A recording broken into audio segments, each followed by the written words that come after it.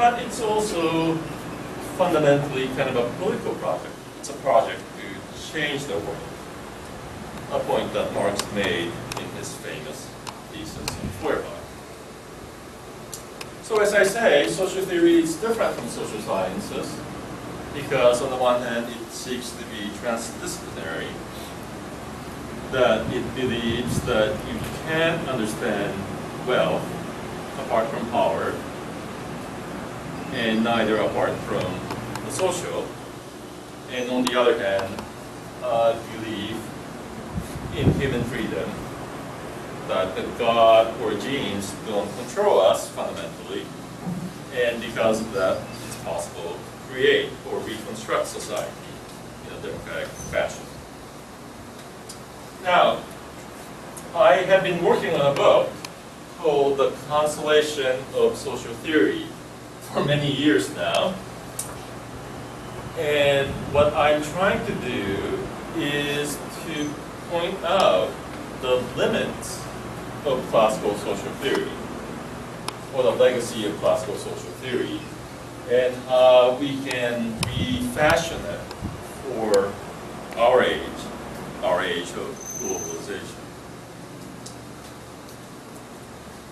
It's not a course on the book I'm writing, but I will just give you some of the more obvious critiques that I have made, and of course others have made before me.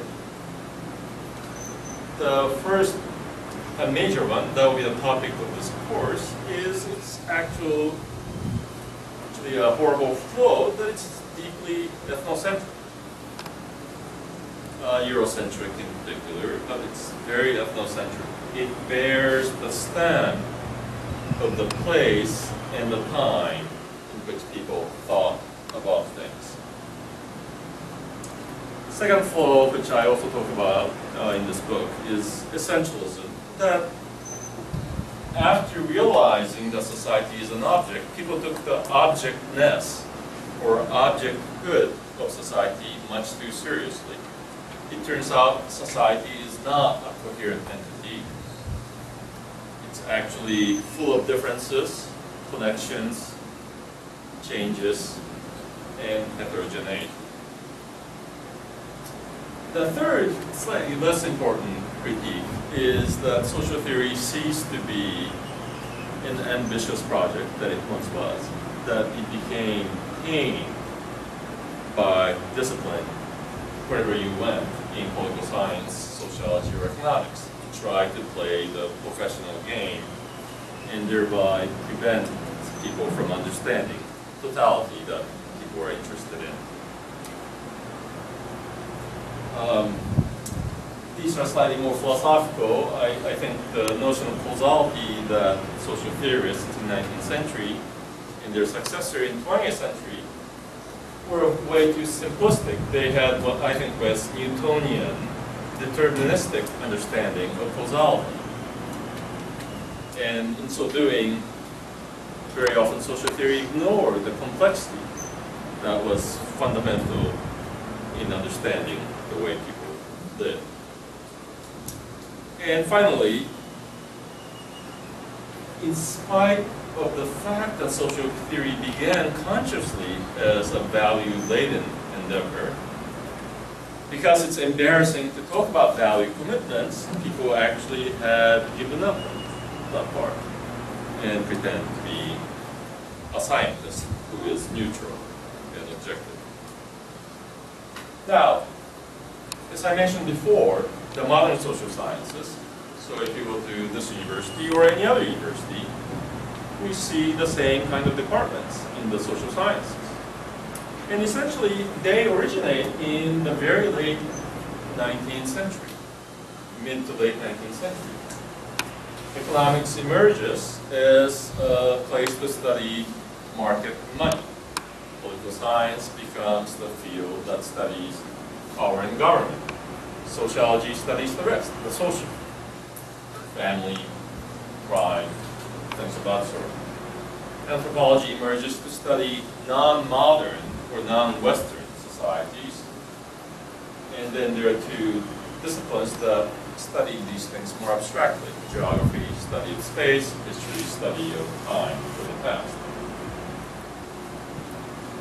In this intellectual division of labor, social theory has no place.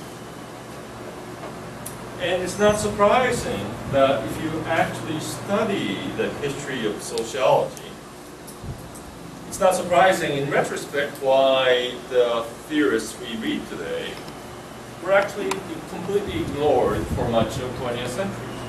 So Marx, for example, who is now a major figure and is read in sociology departments around the world, he was not read in the US, Europe, and elsewhere until really the 1960s. Social theorists were not part of sociological theory.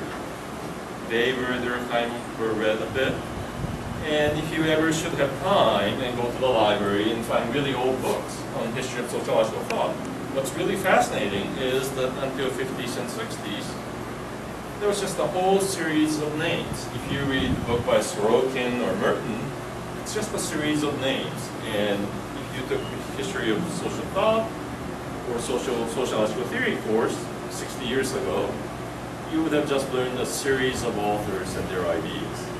Today, by and large, because of the post-60s radicalization or revolution in sociology, people increasingly turn to the holy trinity of Marx, Weber, and Durkheim. But that's a very, very recent phenomenon. Now, what did this mean for sociology? Well, sociology became essentially a study of society understood as nation. And this is an understanding that's still popular today. What really is society? When you try to explain it to first-year undergraduates, if you're teaching introductory sociology, people readily understand what society is if you say France, Germany, Taiwan, Japan. And as you readily notice, these are all modern nation states. That's what our idea of society is. It's nation. And this is not surprising because sociology grew up as a servant of the modern state. Sociology grew up to help the state formulate better state policy because the state, the welfare state, was its most important patron. It paid for our research, and it paid for the servants of state that had to learn how this thing called society worked. So anything from social welfare, gerontology, nursing, you all take classes in sociology because as servants of the welfare state, you need to learn how this works. At the same time, much of our data that sociologists use came from the state as well. The word we use, statistics, comes from the German word Staat, the state. And statistics, by and large, grew up, again, very recently, really only in 20th century, as a repository of national statistics. So if you go to your library and look at statistical yearbooks, most statistics are collected by the nation state. And even though they may be international compilations, they're separated by these nation states or societies that we call France, Germany, and so on. And to the extent theory tried to become abstract, it unfortunately bore the mantle or the scar of actually a concrete society. Even though Marx wanted to have a general theory of the capitalist mode of production, he could only study the case of the United Kingdom. Same with a later classic by Karl Polanyi, The Great Transformation. It's a study of the British Industrial Revolution. Or you go back, farther back, and read Adam Smith, 12 Foundations, the foundation of economic science. Again, the concrete example is England and English or British Industrial Revolution. the point I'm trying to make is that whether you look at data, whether you look at methods, conception, or theory, the study of sociology is bound up in the notion of modern nation state or society. So how do they deal, or how do we deal with other societies? Well, essentially, we think of the world as a society of societies. This is the United Nations conception of the world. There are 220 or something nation states or 220 societies. And the way people have dealt with differences have been very simplistic. On the one hand, the dominant way in which people tried to make sense of difference was social evolutionism, of which Marx was very much a part. Yes, if you ask Karl Marx, and this is the point of the preface to Capital Volume 1, which I ask you to read, he will of course say Germany is not like England. But he also says, just wait. By reading my book, A Story is Told of You, of Germany, what will happen? And similarly, he would have said the same for Japan, China, or wherever. The only major social theorist to do it slightly differently was Max Weber. And I'll talk about Weber later more. But by and large, in US sociology, and actually in most European sociology, Weber has become tamed intellectually, so that we only read very small parts of him, which provide very seemingly universalistic concepts and ideas, like the idea of bureaucracy, idea of status, class status and power, and so on. So what are the consequences? Well, there are two major ones that I would like to highlight. One is that sociology grew up as a deeply ethnocentric discipline. And most obviously in post-World War II period, after 1945, it grew up as an America-centric or US-centric science. The best example I can give you is that if you read most introduction to sociology textbooks in English, especially those written by Americans, it's essentially a study of American society. Almost all the examples are taken from America. And yet, the rest of the world is asked to study this general science called sociology through the study, essentially, of American society. And I think this confusion is most obvious in sociological research when I talk to my colleagues, especially people who are more statistically oriented. People are proud that they have a large sample, N of 2,000, N of 10,000. And yet they forget that sociology is a study not really of individuals, but of patterns, rates, and so on. So by studying only the case of the US, in many ways, they are actually only studying N of one case. Whatever generalization they hope to generate is built from a very, very small empirical base. And they confuse this by thinking that just by having large samples from this one case, that they are having a much more universalistic, much more scientific effort. The second problem is that in thinking of society as a closed essential entity, something like a ball, people have forgotten how recent the status and culture integration is. And just as importantly, they have forgotten that today, no society comes even close to being this image of a whole, a coherent essential entity. And let me explain or illustrate this by talking about stratification, study of inequality.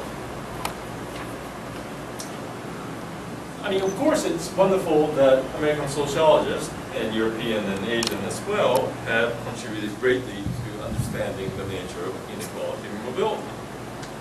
But one persistent failure in transnational research has been ignoring transnational relationships. What do I mean by that? Well, it means, for example, because conceptually people believe in the idea of the nation state as a coherent entity, and because people rely on state-based or nation-based statistics, in studying inequality, they only study nationals and not non-nationals. In 1970s and 80s, if you were studying France or Germany, they systematically excluded immigrants. Immigrant workers. But in fact, they constituted something like 15% of the employment of that country. So you systematically ignore 15% of the people who are part of the nation state because you say they're not French or Germans, they're Turks, Greeks, Italians, or whatever. And this is surprisingly common even today, in spite of the effort by migration scholars to make people conscious that they're foreign workers, migrant workers, in every society. But more importantly, if you follow either Marxist or Weber's definition of inequality, it's relational. Meaning that in Marx's case, it's your relationship to the means of production, whether you own capital or not, who you're working for. In Weber's case, it's about life chances. And yet we know that almost every major company is a global entity. So if you are believing that in the US we have GM or Apple or whatever company you like, we also know at the same time, even if you don't study sociology, that GM and Apple had employees literally around the world. In fact, they seem to have almost no employees in America. GM doesn't make any cars in the US. They make them in Mexico, China, Vietnam, wherever. Apple makes most of its products in China, and so on and on. Some in Taiwan, of course, Japan, and so on. But we never try to understand these relationships of inequality. Employees who work for Apple as part of the global pattern of inequality. We continue to study inequality as a purely national phenomenon. Again, it's because conceptually that's what we have been thinking, we were taught to think. Methodologically or in terms of data, that's the only data we have. National statistics. And thirdly, because we're paid usually by governments to provide some information and suggestion for social policy, labor policy, we only care about people within the ambit of that country. American sociologists, you try to advise US government, Chinese sociologists, you advise Chinese government, not other governments, and therefore we don't care by and large, about things that we have no impact over. So even though Apple has most employees, I think in China, they're not counted in any notion of inequality. And it's only usually the young people, students, who are not taught sociology, who immediately see that of course it matters, right? That people who work at Foxconn in China have horrible labor conditions. They commit suicide, they're burned to death, they get cancer, and some of these students realize that of course it has something to do with the fact that I am enjoying my iPhone or iPad in the US. But sociologists, unfortunately, are behind 18-year-olds in things of this sort because they're trained to think with your way, and even though we know that of course it matters, that we should include these people, we don't know how. We don't have the data. Okay. So the other thing I want to talk about briefly is the transdisciplinary thing. I kept on saying how social theory is interdisciplinary or transdisciplinary. Sociology grew up, as I mentioned, as a study of the social or society.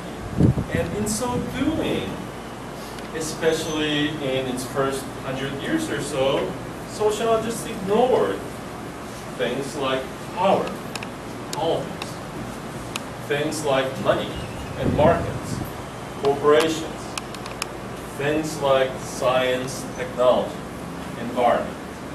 Why? Well, that was not our job. Economists study economy, political scientists studies polity. There was no environmental studies then, but scientists presumably would study the environment.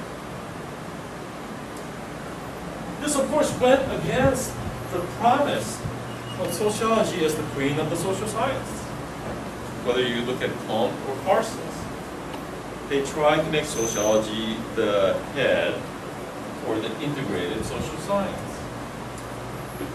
But what's interesting is that insofar as sociologists have stuck to the social, because we live in the real world, we cannot but be aware that there are things that impinge on and impact the social.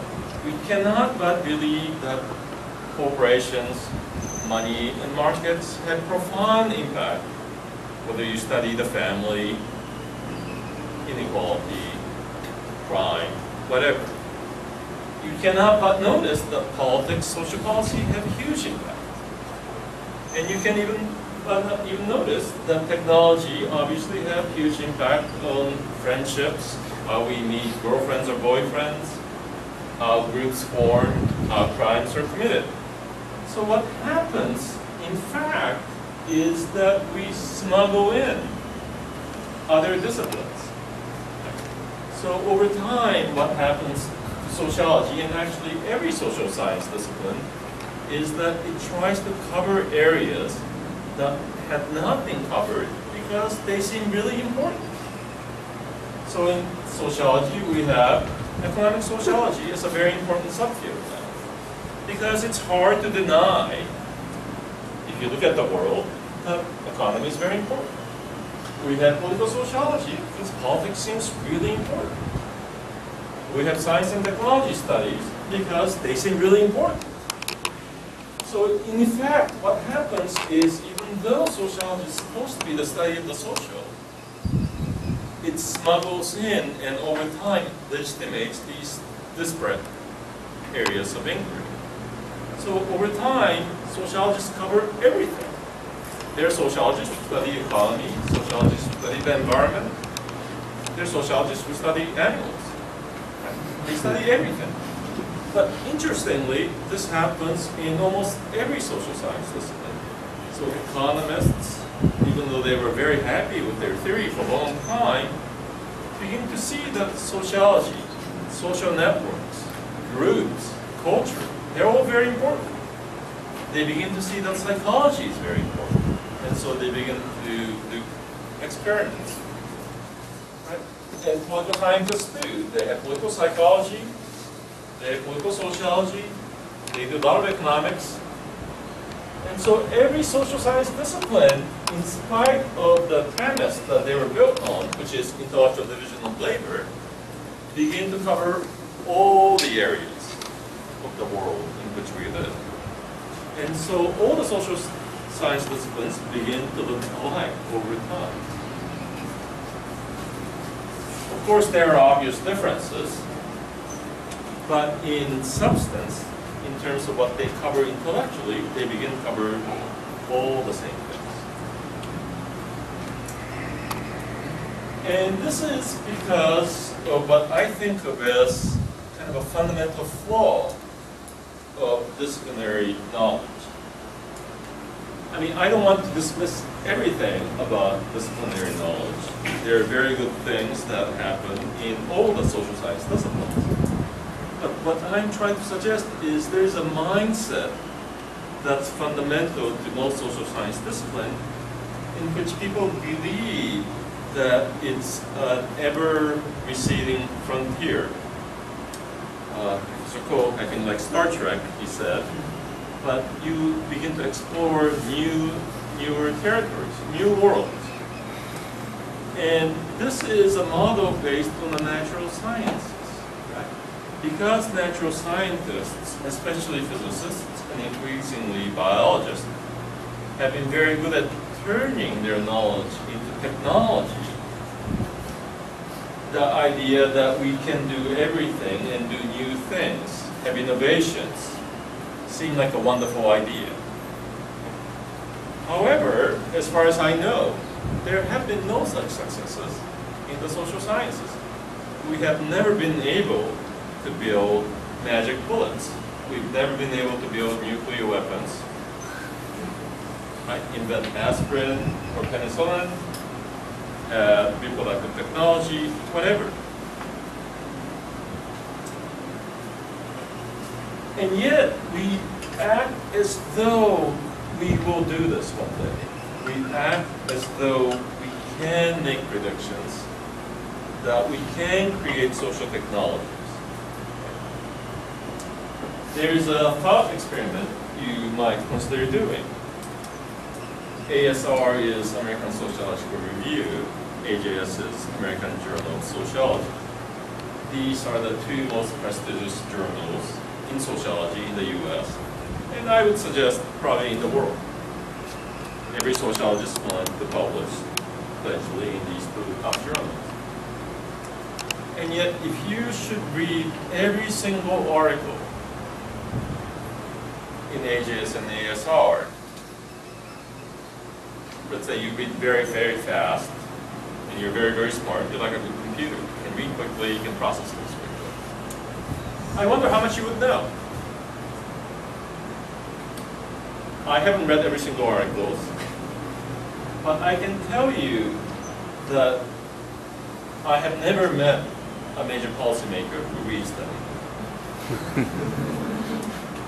I've never really seen ASR or AJS discussed by normal people, ordinary people. The only time I saw AJS on TV was in a South Korean soap opera about 20 years ago. And I think they were looking for some English language books. So they just got a bunch of, AJS used to be red, so it was very distinct. And this heroine, this young woman, this beautiful young woman, had about 50 issues of AJS in her bookshelf. It's very, very unlikely. But anyway, I've never seen it. But more importantly, he wanted to know about the world, much less change it, about the world in which we live. We wonder how much we will learn. As far as I know, there's almost nothing about some of the major forces that have shaped us, all of us. The world wars, major conflicts, wars that have shaped 20th century. World War I, World War II, Korean War, Vietnam War, Iraq War. They're not in AJS or ASR. How about environmental crisis, potential catastrophe that we face? There's nothing. We don't know. We won't learn about any of this. Do we learn about vast wealth inequality in the world? No. You learn about mobility and income inequality, but not really about wealth. Do we learn that much about financial globalization? A little bit. But as you go down the list of fundamental forces that are shaping our world today, and I don't think you need to be a sociologist or really even much of an observer about the world to come up with many topics. They're actually not covered in our top journals. And this is actually true not just for sociology, but for every social science discipline. Anthropology, economics, political science. And so what we have today is kind of an emptiness, kind of a void in the heart of our enterprise. Because we create disciplinary knowledge really for fellow professionals. They're not meant for the public. They're not meant to educate us about the world. We actually don't learn anything from reading the top journals. And most importantly, the question is, what are we doing as professional social scientists in democratic societies when our task, even narrow